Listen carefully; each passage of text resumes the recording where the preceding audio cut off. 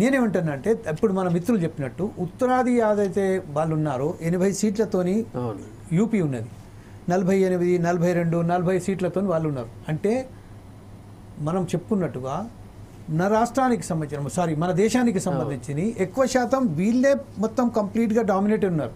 ఎవరైతే దీంట్లో బీజేపీ ఒకవేళ కనుక యూపీలో బీజేపీ వచ్చిందంటే బీజేపీయే గవర్నమెంట్ ఫామ్ చేస్తుంది. అలా విషయంపై ఈరోజు మనకు దక్షిణాది ఉత్తరాది రాష్ట్రాలకు సంబంధించిన విభజన అనేది ఇప్పటిదాకా ప్రక్రియ జరగలేదు. ఇక్కడ జరిగింది కానీ అక్కడ ఇంకా జరగలేదు. అక్కడ జరిగితే కూడా ఈ ప్రాబ్లం ఉన్నది, వీళ్ళ ప్రాధాన్యత కోల్పోతుందనే ఒక కుట్రతోనే చేస్తున్నట్టుగా మనం అనుకుంటున్నాం. ఈ విషయంలో మన బండారు రామ్మోహన్ గారు ఏమన్నారంటే ఇప్పుడు దానికి బీజేపీని మనం దీనికి వాళ్ళకి తప్పుదో పట్టడానికి అవకాశమే లేదంటారు. దీని మీద మీ అభిప్రాయం ఏంటి? నేను బండారు రామ్మోహన్ గారు చెప్పినటువంటి ఆలోచన ఏదైతే ఉందో దాంతో ఏకీభవిస్తున్నాను. అచ్చా, ఎందుకంటే మనం టెక్నికల్గా ఆలోచిస్తే కూడా ఇది ఒక పార్టీకి కానీ ఒక రాష్ట్రానికి కానీ సంబంధించినటువంటి విషయం కాదు, దేశం యొక్క సంపూర్ణ సమగ్ర స్వరూపానికి సంబంధించి అలా భావిస్తాను.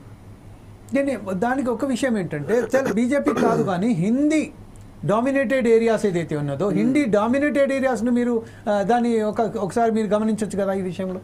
అట్లా మనం మళ్ళీ ఒక భాషతో కూడా మనం పొంతన పెట్టలేము. ఎందువల్లంటే ఈ మధ్యకాలంలో మనం చూస్తున్నాం భాషా విస్ఫోటనం కూడా జరుగుతోంది. అంటే 3 లాంగ్వేజ్ ఫార్ములా అని ఎన్ఈపీ అని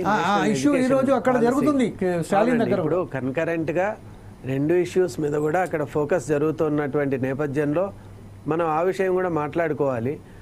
అసలు ఆ ప్రాతిపదిక వెనుక ఉన్నటువంటి ఆలోచన ఆంతర్యం ఏమిటి అని కూడా ప్రతి ఒక్కరు తెలుసుకోవాలి.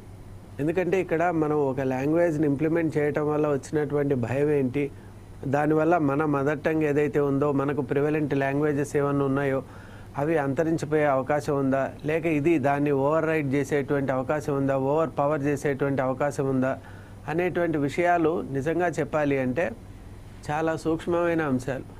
ఇక్కడ ముఖ్యంగా కొన్ని రాష్ట్రాల విషయంలో మనకు వస్తే ఎమోషనల్ ఆస్పెక్ట్తో కొన్ని విషయాలను స్వప్రయోజనాల కోసం అంటే వెస్టెడ్ ఇంట్రెస్ట్ కోసం కూడా తీసుకుంటున్నట్టు అనిపిస్తుంది.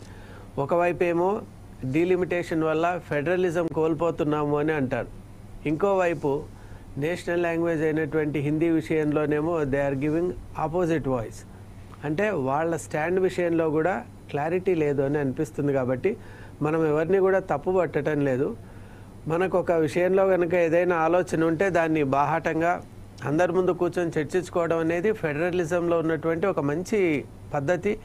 కాబట్టి దాన్ని స్వాగతిస్తూనే ఈరోజు స్టాలిన్ గారు ఏదైతే జేఏసీ పెట్టారో ఆ మీట్ అనేది చాలా మంచిది. దానివల్ల ప్రతి ఒక్కరి మనసులో ఉన్నటువంటి విధానం ఏంటో ప్రభుత్వానికి, కేంద్ర ప్రభుత్వానికి కూడా తెలుస్తుంది. తెలియటం వల్ల ఏదైనా మనం దీంట్లో మార్పులు చేర్పులు చేసుకోవాలి అంటే కూడా స్వాగతిస్తే అదొక చక్కటి ఫెడరలిజంకు అది ఒక ఎగ్జాంపుల్గా మిగిలిపోతుంది.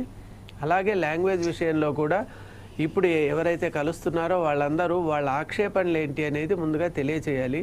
అది ఒక సైంటిఫిక్ బేసిస్లో ఇంతవరకు బయటికి రాలేదు. అది కూడా వచ్చిన తర్వాత దాని మీద మనం మాట్లాడాలి. ఇప్పుడు ప్రస్తుతం ఏదైతే ఉన్నదో ఒకసారి బండారు రామ్మోహన్ గారి దగ్గరికి వెళ్దాం. బండారు రామ్మోహన్ గారు ఇప్పుడు ప్రస్తుతం ఏదైతే ఉన్నదో పార్లమెంటరీ సమావేశాలు జరుగుతున్న సమయంలో మనం చూస్తాం చాలా ఎప్పుడైతే వాళ్ళు హిందీ దానికి సంబంధించిన మాట్లాడతారో హిందీ మాట్లాడే ఏదైతే ప్రదేశాలు ఉన్నాయో ఆ ప్రదేశాలకు సంబంధించిన డామినేటెడ్ ఎవరైతే ఎంపీస్ ఉన్నారో వాళ్ళే అక్కడ చెలామణవుతారు. సౌదర్న్ పార్ట్కు సరైన అవకాశం కల్పారు. వాళ్ళు మాట్లాడతారని కూడా ఒక వ్యంగ్యంగా చూడడం కూడా జరుగుతుంది. ఈ నేపథ్యంలోనే ఇప్పుడు స్టాలిన్ ఏదైతే తీసుకున్నారో చాలా బ్రహ్మాండంగా ఒక బ్రహ్మాండమైన స్టెప్ అతను తీసుకున్నది. సౌదర్న్ పార్ట్కు గుర్తింపు లేదని మనం చాలాసార్లు అనుకున్నాం. అంటే ఇదే ఇంకొక విషయం మీరు గమనించవచ్చు. ఇప్పుడు మన సౌదర్న్ పార్ట్కు సంబంధించిన మీరు ఉత్తరాది ప్రాంతాలలో వెళ్ళి చేసిన తర్వాత వాళ్ళొక దానికి ఎట్లా అంటారు మీరు